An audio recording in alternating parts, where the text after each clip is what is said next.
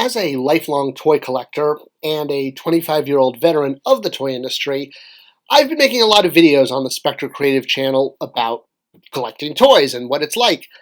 And today I want to make a video a little bit about the payoff of collecting toys and the factors that, well, can either add to that payoff or halt it from happening.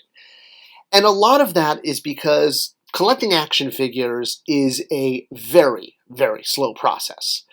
I mean, yeah, we get a lot of figures a year, but the idea of completing a team or completing a set, having all the figures you want to make up a line, is a very, very slow churn, or, a slow drip. Like, how many different metaphors can I come up with? I'm sure many, but that's not the point.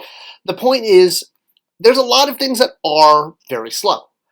Building a YouTube channel is very slow. It can take years to even get 1,000 subs. I'm lucky it took me less than that. There are buildings that have taken literally hundreds, if not thousands of years to construct. I mean, the Indiana Jones temple from The Last Crusade took almost 600 years to build, probably because they had to account for all those traps and illusions and all that. And even the Leaning Tower of Pisa, which is leaning and not exactly standing upright, took hundreds and hundreds of years to construct.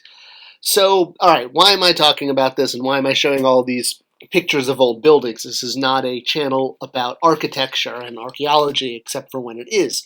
But it is a hobby-based channel, and it's a channel where I talk about toy collecting as a hobby. There's obviously a lot of hobbies out there, but a lot of them have quicker payoffs, shall we say. Even if you want to learn to play an instrument, like the violin, which takes time, you can still, play after a couple weeks. Or knitting, you're producing something, and you can see the results of your hobby right away. Or other hobbies that are sort of experience-based, like, say, fishing, for example. Part of the enjoyment is just going fishing, or going hunting, if you will. Not to be politically incorrect, but hey, it's a hobby. These can result in trophy rooms, shall we say, which is very similar to action figure collecting, and it can result in, a pile of stuff. Like if you knit, at the end you will have a bunch of knit things. With action figure collecting, it's a little different, because having that trophy room is dependent on a lot of factors we have no control over. Sure, you can go out hunting and not catch anything, but with action figures, the toy companies that are producing these figures, in order to pay off the hobby, need to produce figures that we actually want and are the ones that we're actually looking for. So, all right, let me kind of explain and dive in a little bit. All right, so here's a picture of me. Yay, hi me. And behind me, those are a lot of my Star Wars 3 3/4 figures. I collect a lot of them. I collect a lot of mostly original trilogy. But I have a very special love for Rebel pilots. And I display them prominently in my office. And waiting to get all of the Rebel pilots, or all of the Jabba Palace aliens, another one that I like to collect, has taken a long time. And neither one are complete, even today, with the line starting in '95. Or switching to a larger scale, Marvel Legends. And I'm not trying to pick on Hasbro, I'm just using examples that I collect. With Marvel Legends, I'm a big collector of kind of the 1992-ish X-Men, and X-Men villains and other teams. I'm also a big collector of Spider-Man villains. And both of these are shelves that I want to feel are complete. And while there are, obviously, you could almost say they'll never be complete because there's so many, even the shelves that I have today have taken me decades to get to. And you can't just go out and buy all of the X-Men Marvel Legends. I have some figures on my shelf that date back to the Toy Biz era. And yeah, you could argue, okay, well, Apocalypse has been redone by Hasbro, but it's a slightly different figure, and it's not that giant, tall version of Apocalypse that I really like. I like the fact that he gets bigger. Another example is Omega Red. I still have the Toy Biz version of Omega Red on my shelf in my personal collection. There has been an updated Hasbro version, but personally, I prefer Toy Biz. It's a little bigger, it's a little grittier, the wash makes them look grittier, the yellow isn't so bright. Other figures I have replaced. I used to have the Toy Biz Pyro for years, and I recently replaced it with the Hasbro Pyro. Same thing with Professor X. I used to have the Toy Biz Professor X from the Galactus wave, and recently, I think last year, it's 2021 when I'm recording this, I was able to replace him with a sort of more 90s floating chair version of Xavier. So it's all obviously a personal choice, and there are figures that get made over and over again. Again, on my Spider-Man shelf, turning to my other Marvel Legends collection, Green Goblin.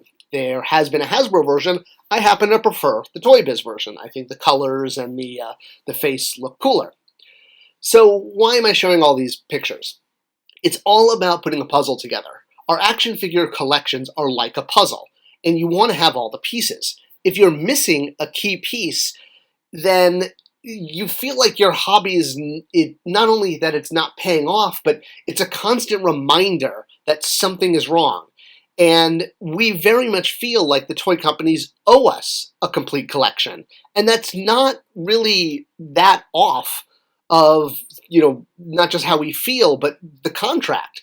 They produce goods or, goods and services, and we agree to collect them all and to purchase them.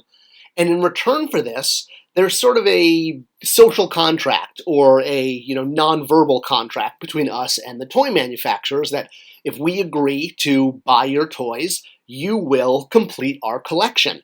And that is what makes action figure collecting so different.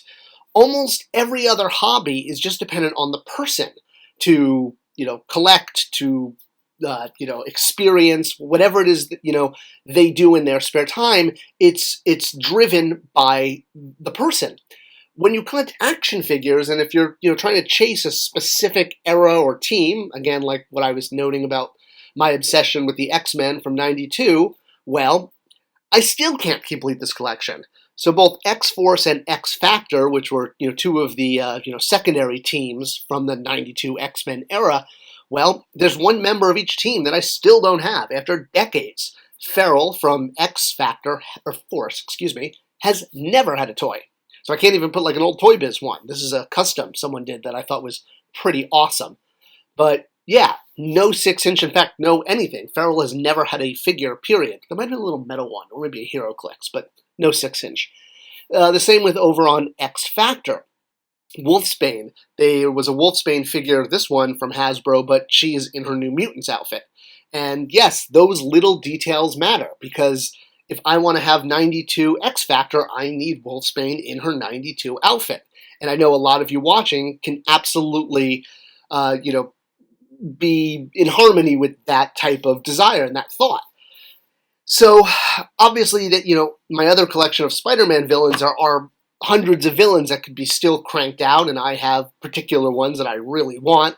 Come on, Hasbro, I'm waiting for Spot. He's really easy to do, very little deco.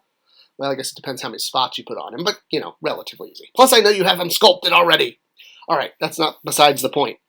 The point is, unlike any other hobby, action figure collecting is you're dependent on a third party, and that tends to be the fundamental flaw in the adult action figure collecting hobby, or system, if you will. Because it's not just that we're dependent on toy companies to provide what we want, but there is an incredibly high amount of turnover for brand managers and designers in the toy industry. And part of it is due to layoffs. Both Mattel and Hasbro have been notorious for having mass layoffs every few years when their stock price takes a dip. But there's also a lot of people in the companies that transfer every 2 years. So someone doesn't really stay on the brand. There's not like a master bookkeeper that is observing, okay, we've done all these X-Men figures, but we haven't done Feral and Wolfsbane, and we haven't done Spot yet. So we kind of have to feel lucky that a brand manager and a designer is going to come along and have a desire to make the figure that's going to complete our collection. And that, right there, not the problem, but it's the frustration of being an adult action figure collector. Unlike all these other hobbies that are very much just self-motivated and based on an experience that you want to create or have for yourself, collecting action figures is a hobby of winning. And the only way we can win, have a full shelf, have a complete collection, is if a company makes the figures we want. And it's already a very slow burn to get that, But to still be one figure missing from a team you've spent decades collecting, that's frustrating. It's like looking at a puzzle that's missing pieces. But at the same time, we have no control over when those pieces are going to come out or if they're ever going to come out. So it's a wonderful hobby, but we're in the hands of others. I hope you enjoyed this video and it was an interesting look at our hobby. Any questions, comments, leave them below. Subscribe to the channel. All of that is most appreciated. Topics welcome too. See you in the next video.